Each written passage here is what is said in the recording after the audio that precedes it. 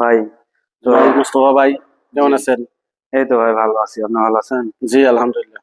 তো বসো ভাই বসো বসো বসো। কি হয়েছে? আমার একটু সমস্যা হয়েছিল, একটু ডাক্তারের কাছে যাওয়া লাগতো। কি সমস্যা? সমস্যা হয়েছে পেটের এই বাম সাইডে, মানে হালকা হালকা ব্যথা করে, বেশি না।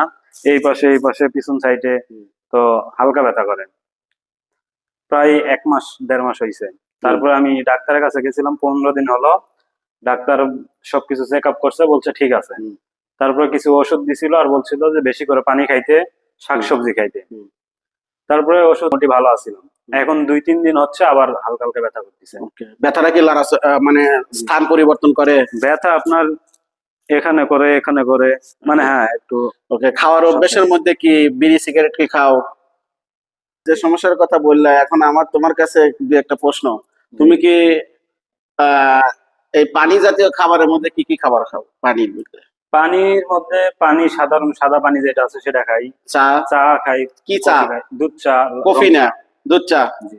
ওকে, আমার পরামর্শ, দুধ চা খাবে না।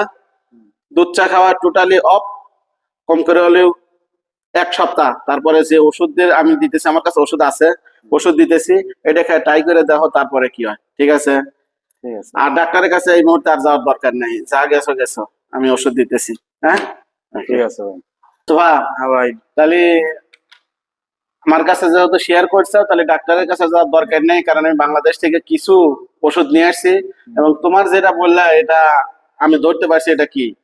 আশা করি যে আমার কাছে যে ওষুধ আছে তুমি ভালো হয়ে তো যাবে। ভাই আমি একটা জিনিস ভাবতেছি যে এটা অন্য কোনো সমস্যা হবে না তো? না, না, কারণ এর ডাক্তারও তো পরীক্ষা করে দেখছে কোনো সমস্যা। ডাক্তার যেটা পরীক্ষা করছে আর আমি যেটা বুঝতেছি ওই একই। তোমার এটা হলো হয়তো চা খাওয়ার সমস্যা আর এক জায়গার সমস্যা, ঠিক হয়ে যাবে।